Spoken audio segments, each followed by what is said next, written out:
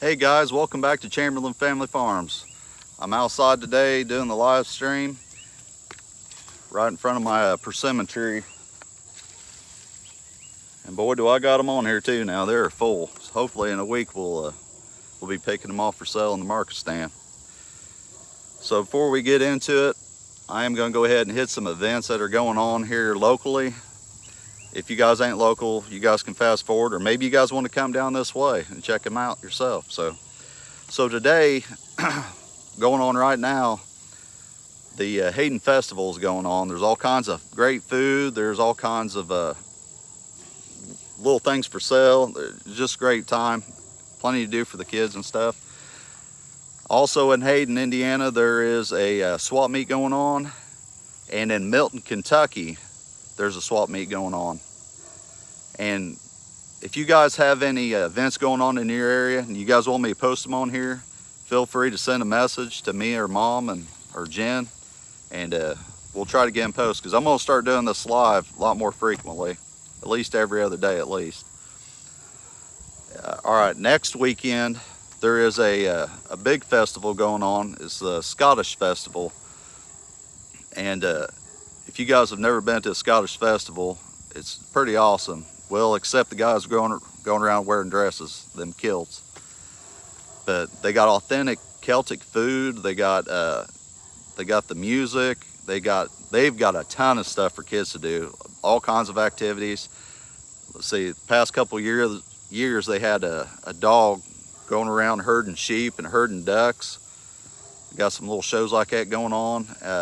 Usually they bring some Highland steers for everybody to look at, pet and everything. And it's really cool. They got all kinds of flags and stuff to buy. Is really a fun time. Also going on next weekend at St. Mary's Church, which I'm not Catholic again, but St. Mary's Church in North Vernon, they have a festival going on, and they will have rides and food and stuff like that too. It's not near as big, but it's still a really good time. All right, so let's get into it. What skills are needed for homesteading? So there's a lot of people, like I said, this is a growing thing. Everybody is wanting to be self-efficient. A lot of people's worried about the things that are coming with the war and all these disease, pestilence, and all this other crap that's going on in the world. So I'm going to ask you first, what kind of skills do you already possess? Are you in construction? Are you a mechanic? Are you in the advertising business? I mean, what you need to figure out, and I'd get a paper and a pencil and write that stuff down and see what kind of skills you already have, because that's where your strengths are right now. That's where your true strengths. And also it's going to depend what kind of homesteading are you wanting to do, because most people, when they do homesteading, they're wanting to quit their jobs, which I do not recommend doing that right away, guys. Not at all. Don't quit your jobs, your full-time jobs, until you are well established. You got to have some kind of income. Even if you're going off grid, you have to have some kind of income. Most places, most states, you have to pay taxes even after you already own your land, which I don't get, because do you really own it if you have to pay taxes even after you paid it off? And I do encourage you guys to call your Congress and everything and see about getting that switch if that's how it is in your state. That is how it is in Indiana. You still have to pay. All right, so probably the biggest thing I have for skills needed in homesteading would be number one, construction. And yes, there are all kinds of avenues in constructions. You got carpentry work, you got electrical, you got plumbing, and so on. Just remember, guys, whatever skills you do not possess and you need stuff done, you are going to have to hire it all out. You're going to have to pay somebody to come do that stuff, unless you know somebody willing to come do it. I know a lot of family members got like a family mechanic or family construction guy or something that'll come and help out for free or do it for next to nothing. And if you got that, that is awesome. But a lot of people don't have that. So the more you know about everything, you don't have to be an expert on everything, but you need to know a little bit about everything. You got to be a jack of all trades if you want to be a homesteading. Number two, I have gardening. Usually at homesteads they have some sort of a garden. So there is a lot more to gardening than just sticking seed down in the dirt and watch it grow. There is more to it than that. If you have really luscious soil to where most things do grow, then you guys are blessed. But you guys need to know about your soil's pH and stuff like that. What's really good to grow there. Of course, you could throw some seeds and see what grows and what doesn't. Then you'll have an idea. You need to know what things to add, whether it be potash and stuff like that, or if your soil's too acidic. That's important things to know. You need to know what time to plant things in your grow zone. Everybody lives in a grow zone. Some people plant before others. Some people can plant dang near all year round. There's some plants that will not grow in certain areas at all because of the climate, the humidity, moisture, all that stuff. You need to know what kind of diseases that are in your area that affects certain plants. You need to know what kind of bugs are going to eat your plants. There's a lot just in gardening. If you're wanting to raise animals, you got to have a basic knowledge of animal husbandry. You need to know how much feed or hay you're going to feed each animal to be healthy, so they'll be able to breed. You need to know the gestation period of each animal. Like pigs, for instance, 3 months, 3 weeks, and 3 days. That's easy to remember. And again, get you guys a journal or a notepad for just farming or homesteading, and jot it down, because you may remember that 3 months, 3 weeks, 3 days for gestation of pigs for maybe even a year or so. But let's say you don't do pigs or something, and 5-10 years later you're like, man, I'm ready to do pigs and stuff. I need to know what's this. And maybe things have gone bad. Maybe you don't have access to the internet at that time. Maybe the power grid shut down. Have it on hand, have it in paper and pen, and you'll have it. You'll always have it. Let's see here. Mechanic. So I would say that's probably a number 2, because I don't know if you guys been to a mechanic anytime soon. That stuff is expensive. I'm fortunate I have a couple of mechanics in our family. I'm not too much on this new stuff because there's so many sensors and bull crap to it. But you guys need to at least know how to change your oil. You need to know how to change a tire at the least. But the more you know, the better off you're going to be. Let's see, logging. Now, I'm not saying that you need to know how to, or you have to buy equipment and everything and log out trees, unless that's the avenue you're going. There are tree farmers, tree homesteaders that that's all they do for a living. But I will say you do need to have you need to know how to operate a chainsaw. You need to know the basic skills to do that, especially if you buy a wooded place. But guys, let's say you go buy a place that don't have no electricity. Maybe you're even wanting to go off grid. You don't have electricity or electricity access to wherever you're doing it.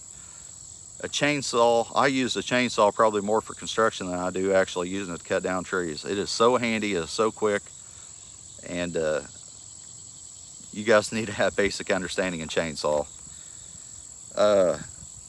Heavy equipment. Do you know how to run heavy equipment? Now, it's not necessary for homesteading, but I did put it on here because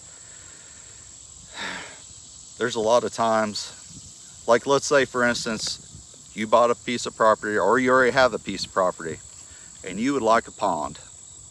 Well, you can hire somebody to come do it, which is going to cost you a fortune, because you're going to be paying for fuel for that dude. You're going to be paying that dude for his time, and that's, my gosh, it's like $100 an hour or so to have somebody come do that. $100 an hour, and sometimes it takes days. Or you guys can you can go to a rental place. There are places scattered all across the United States and probably Canada and everywhere else where you can just go rent heavy equipment, a bobcat, bulldozer, whatever. I mean, they've got it. Even mixers and stuff like that too, small stuff. But the more you know how to do that stuff, the cheaper it's going to be. Yeah, you will have to pay for renting that machine, but I tell you what, I'd rather pay $100, $200 for a day than end up having to pay thousands of dollars a day. So if you haven't, don't be afraid to go rent equipment and try it. Let's see, canning.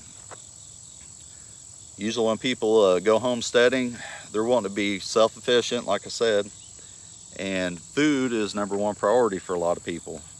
It's really water, but food comes in #2. So canning is important. A lot of people don't know nothing about canning. They've never canned themselves. Maybe their grandma or grandpa did. But you have to learn how to do it the right way, because you can get stuff like botulism and other sicknesses if you don't can right. Now, I'm not saying be afraid. Do not be afraid. They got books. Right now, the internet's still accessible. You can get on there and you can find out everything you need to do, how to do it step by step. Don't be afraid to try things. You will save a ton of money too. And I tell you what, canning your own green beans, canning your own tomatoes, it tastes so much better than that stuff you get at the store. And it's a lot healthier. They don't have all that additives and preservatives in it. So much healthier for you. Butchering. So, I don't know, some people don't want to do animals at all. Most people do. I mean, even if it's just chickens, rabbits, ducks, something small. But I don't know if you guys been to the market or not. I'm sure you have. Price of meat is outrageous. So being able to butcher, if nothing else, for your own family, that's going to save you a ton of money. You guys need that healthy protein. And I do encourage you to raise your own animals, because you know what's in that animal, you know what you're feeding it, you know where it's coming from, and you also know if you've injected it with any kind of hormones or anything like that. So butchering is very important. Also, there is a few people around here that they butcher. That's all they do is animals, cattle and goats and sheep and stuff like that. And they'll butcher their animals. Some even butcher other people's animals. Now, to do that, you have to go through like the USDA or Chamber of Commerce in your area and get you a little paper saying that you can do that. And you may have a visitor from time to time to come and inspect to make sure everything's clean. But from my understanding, it is well worth doing that. You guys can make an actual ton of money doing that. Again, look at the price of meat. And if you guys are raising your own animals and selling it, that is good income. It really is. And then the last one that I have would be advertisement. All right, so let's say you're doing good. Your garden's doing good. Your animals are doing great. They're multiplying. You're ready to start selling. The problem is, if people don't know about you, they don't know how to get to you, they don't know what you're selling and how well your product is, it ain't gonna work. If you guys are depending on word of mouth, it could take years. It could take 7 to 10 years before you actually get a decent amount of people just by word of mouth. Especially this day and age where nobody talks to each other. So you guys gotta have somewhat of a basic knowledge of advertising. Of course, social media is a great outlet. It really, really is. But it depends on if the social media, them platforms, allows you to really branch out. They kind of pick and choose how they want with the algorithms and stuff like that. So you need to have a plan of how you're going to advertise. All right. So them are the main skills for homesteading that I have. Now there are specialty skills, like let's say you're wanting to do dairy farm. Well, a lot of the old traditional ways of farmers, they're dying out. They're just not cutting the mustard no more. Nowadays, you have to have some kind of a side business attached to it. So like, let's say if you're doing dairy, if you're not making butter or cheese or ice cream or something like that and having a little market stand or something, or selling it to the stores, you're going to be struggling these days. There's there's been so many people shut down, so many farmers. And of course, some of the older farmers, they die off, and the kids are like, man, he struggled for years. I'm not dealing with that crap. And they're selling off the farm. So you guys got to figure out some kind of a side hustle, side business to the farm to really thrive these days. So like I said, learn how to do that, make soaps. If you're doing animals, maybe making leather or making leather crafts even. There's just so many different ways. Maybe all you're doing is horses, selling horses. Well, not everybody's gonna need 10 horses. And there are some, don't get me wrong. Horses can be addicting just like chickens are. You get one, then you get another one, then you get another one. But let's say for horses, maybe you're gonna have like maybe you got some acres and you want to make a trail ride or whatever. They can rent your horse for an hour or something to go through your trails. Or maybe you're gonna do weddings. Maybe you buy a buggy and do weddings and special events and stuff in town or something. You got to kind of think outside of the box these days. Again, if you don't have at least the basic skills, you guys are going to spend a lot of money, and that money that you're spending for other people to do the things that you need to do, you just ain't going to get much done, and you're not going to get too far ahead. So find out what skills you have now, figure out what kind of homesteading or farming you're wanting to do, start studying there, but don't just read it on paper, guys. Get out there and do it. The more hands-on training you got, people remember more by using their hands than they do by reading a book. So get out there and do it. Go out to other farmers and just say, hey, I'm not looking to get paid or anything like that. I just want some experience. Can you show me how to do this? Can you show me how to do that? And 9 times out of 10, farmers will do that. And you really should be talking to your local farmers around where you're going to be living at anyway, because there are times whenever farmers get sick or hurt and they need help, whether it be feeding their animals or whether it be combining or whatever, or maybe their tractor broke down and they got such a thing as sharecropping, like I'll go help you if you come help me kind of deal. So it's good to have other farmers in your area. You need that support group. You need that community. The more a community you have, the better off you're going to be. And you know, there may be some of them people that have some of them skills that you're not good at. Maybe one of them's really good mechanic. You'd be like, hey guy, I know you're busy, but I got this happening. Can you come help me? Or maybe they're good at construction. And maybe you're really good at something. Maybe you're good at advertising. You can help them move along their business. So do not be afraid to try these things, guys. And remember, if you do something wrong, somebody tells you you're doing something wrong and it works, you're not wrong. There's more than one way to do things. Now, some ways may look better than others, but if it's functional, do you really care what other people think? And just remember, guys, a jack of all trades and a master of none is still way better than a master of one. You guys have a good day and take care. Have a good weekend.